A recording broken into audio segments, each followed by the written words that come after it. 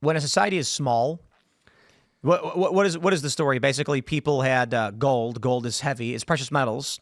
And I believe gold got its value largely because it's relatively scarce but malleable, so the kings could easily press them, and then put the government seal on it that this is what we accept as a currency, as legal tender.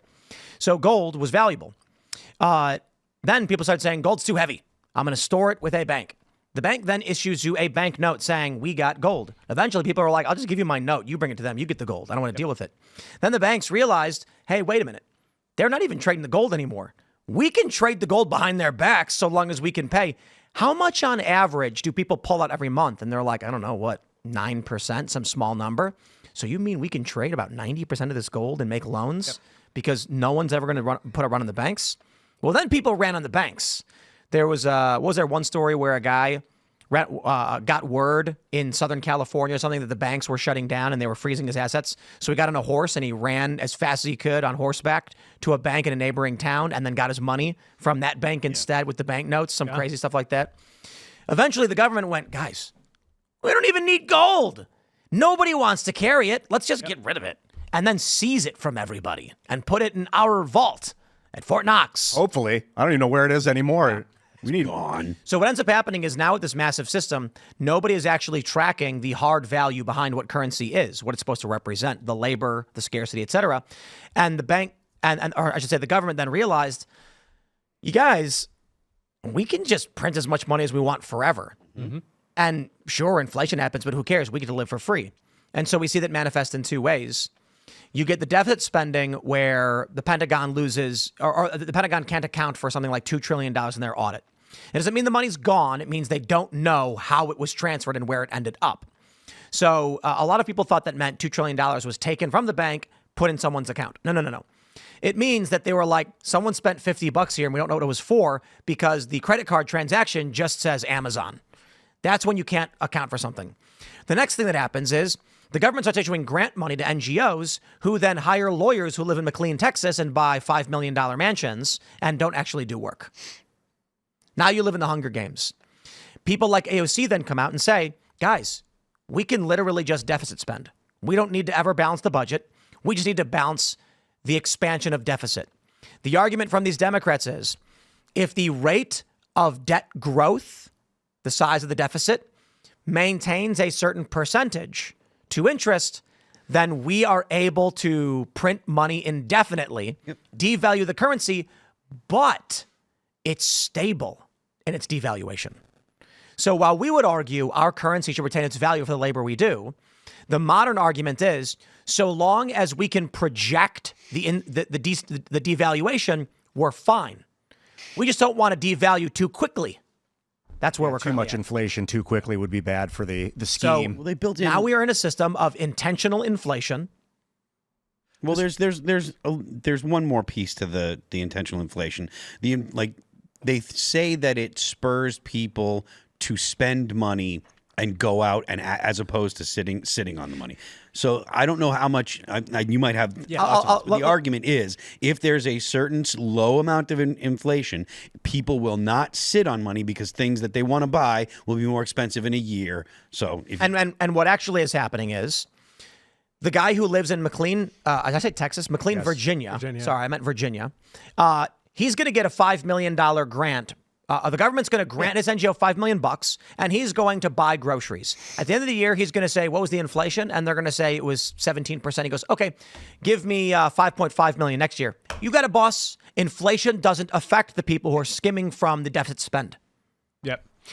Yeah. So the point that you're talking about with the people need to spend it, so we need inflation. So that goes to something. So the way that government calculates the size of the economy is with GDP. And it generally presents that as if that is telling us how wealthy we are, right? GDP goes up, it means we're getting rich. GDP goes down, it means we're getting poor. GDP is not wealth. GDP is activity. It's like looking busy. Mm-hmm. Some things are, useful when you're looking busy, like building a Tesla. Some things are not, like digging up holes and filling them, or say building ammunition to go launch at countries that we have no fight with. All right. And so you want to separate those two things, right? So if you are forcing people to go spend, by, essentially eroding their dollar by using inflation, then yes, they will be more busy. The GDP will go up. They will be desperate to go buy crap so that they don't lose their purchasing power. But that's actually impoverishing them. So what you'd rather do is look at the wealth. Now, this matters because right now when we talk about what's happening with the economy, most of what Trump is doing is very, very good for the economy. It makes us rich. Cutting taxes, getting rid of red tape, regulations, drill, baby, drill. But two of the things that he's doing will reduce GDP even as they make us rich. Those are mass deportations and DOGE.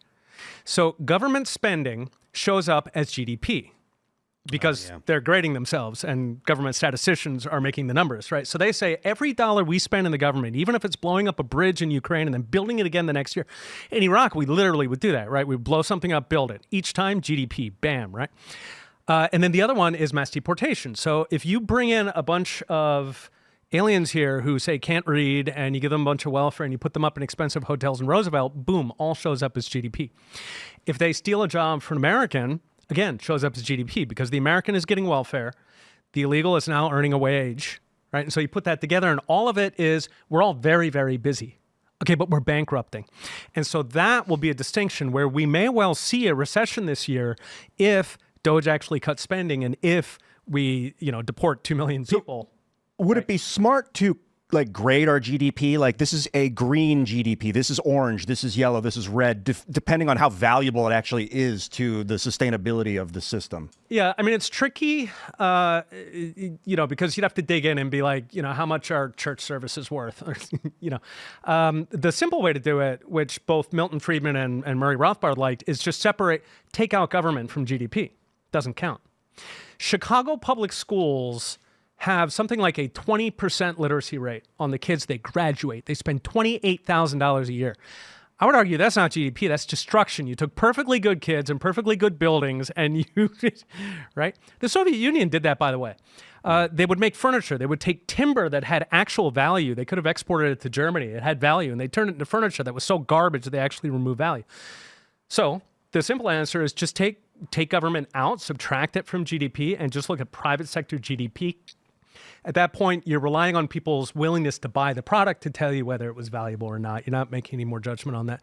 And the reason you don't want to make judgments is because fundamentally, Trump will not be in power forever. Deep state bureaucrats will control how all these statistics are calculated, so you want to keep it as clean as possible. What about NGOs? Would that be considered GDP? Not if they're funded by the government. Yeah, it's tricky. It's debatable. I mean, they're not producing final goods and services, but it depends how you define it. So, yeah, that would be a gray area. You classified the Federal Reserve as a counterfeiting system? Absolutely, 100%. Why is that? That's always been the deal with central banking, is that some hustler shows up and tells the government, hey, listen, I'm going to finance your debt, and in exchange, I want a license to counterfeit money. That is the fundamental deal ever since the Bank of Amsterdam, which predated the Bank of England, Bank of Sweden, those were the early ones, and the Fed was actually late to the game. That is the fundamental deal. We finance you in exchange for a license to print money. Now, about a quarter of the money that's printed in the U.S., in other words, a quarter of the inflation comes from that. The Fed essentially, they sit in a basement, they type ones and zeros in an Excel sheet. They say, this is money, and then they go and buy stuff. That is how the money gets born. That's about a quarter of inflation. The other 3/4 of inflation is the fractional reserve banking we were talking about, which is where banks literally, when you go for a bank loan, if you go to get a mortgage, the bank will tell you have to open an account in this bank. You say, why is that? Right? Why can't you just send me the money in my other bank? Well, the reason is because they are creating the money from thin air. So they create the money, and then traditionally they have to put a certain amount in reserve. Tim was talking about 9%, it was something like that. But they actually got rid of that during COVID. And so at this point, a bank can, in principle, they did bring unlimited. it back. I'm pretty sure they brought it back because we've covered it quite a bit. Okay. When COVID started, they removed the fractional reserve limit. It used to be that a bank can only lend out up to 90%, I think it was 90% of their holdings, which meant that money was created upon the issuance of debt. A bank has $1 million, they can issue $900,000 in loans. They're not giving $900,000 in cash, they're creating a debt. So they have 1.9 million. They go from 1 million, they can loan out 900,000, but they have to print that 900,000 first. It's created digitally. And then once they have 1.9 million, they can take 90% of that number too. Right. So and what boy, happens does that is inflate. A bank has $1 million. They give you a loan for $900,000, which creates the currency for the purchase of a building. That person sells the building. The guy who gets the cash goes, whoopee, goes to that bank and gives the $900,000 to them. They now have 1.9. Now they have 1.9. They can issue another loan for 90% of that. And so it goes on. Yep. So it's 1 over the number, and so it can get 10, 50, 100 times. During COVID, they removed the limit and said you can loan as much as you want whenever you want. Do you think I'm kind of all about the repeal the Federal Reserve Act of 1913, investigate the Fed, audit the Fed? Ron Paul is big on it. I think Trump's loves the idea, but it's like, okay, there are many hornets' nests. That one's pretty big. What would that look like? Well, look at what's going on with USAID. Trump kicked a small source of, actually, I'd say a large source of funding. We found that we had that $375 billion EPA slush fund that Zeldin found, and there was $20 billion going to climate change NGOs, one of which was formed like the month prior and then received a multi-billion-dollar award. Yet nobody believes that's real. Now go take a look at the Fed, and good luck. Yeah, I think there's a very good chance they're going to audit it. And if they do, what we've seen with DOGE so far is just the ammunition is amazing. Like the kinds of fines you find. Let me simplify it for everybody. It's hard to understand the Fed. How can the average person grasp this? Here you go. Imagine there was a group of individuals who did not do any work and they were wealthier than you to like the tune of 10,000, 1,000,000% plus. You work every day. You break your back, you struggle to buy groceries for your kids, and there's a guy who lives in McLean, Virginia, sitting around who makes $13 million a year and literally does not work because he's part of the machine that was built to steal from you. Literally the Hunger Games. They live in the Capitol. They don't have to work. They get to be millionaires. They get to be billionaires, and they don't do anything. The Fed is basically a way to control that money for nobility, and the peasants and the peons have to work for the rest. I thought the creation of the Federal Reserve in 1913 was the beginning of the coup. You said, no, it's the Pendleton Act, potentially. 1871, what was that? What happened? So the Pendleton Act was the first attempt to create a professional bureaucracy. And it was pushed through by the left, and they were attacking government corruption. Government is always corrupt, newsflash. No matter who runs it, no matter how you structure it, government is it is a fact of the universe.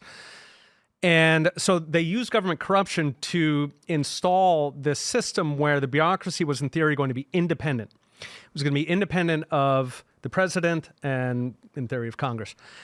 The problem is that once you do that, you are making it independent of the voters. Right, because the only influence that voters have over the government is through the president and through Congress. So if you've made the bureaucracy independent, you've made it independent from voters, meaning who exactly does it serve?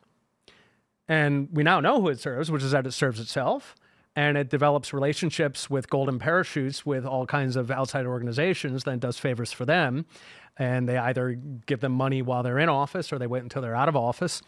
The sort of stereotypical SEC commissioner who goes and has lunch with Goldman Sachs and they discuss what his career objectives are in the future, right?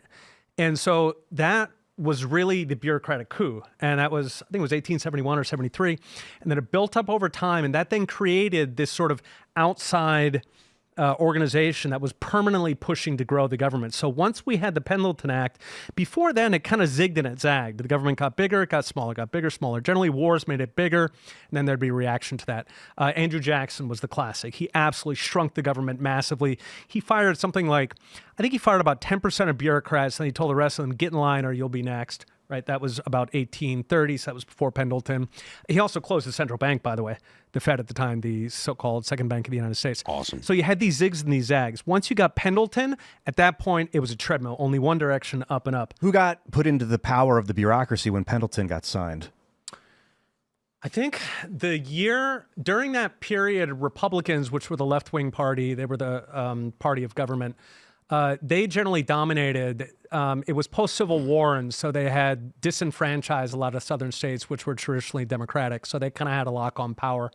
And that's why they put it in, because they were sort of institutionalizing that pro-government power that at the time the Republicans were doing. Now, the handicapping the Democrats turned out to be so successful that the Democrat Party essentially gave up and just became a super Republican party, which is how we got two left-wing parties. Thanks for checking out this clip from Timcast IRL. Make sure to watch the show live Monday through Friday at 8 p.m. Subscribe to this channel, and we will see you all there.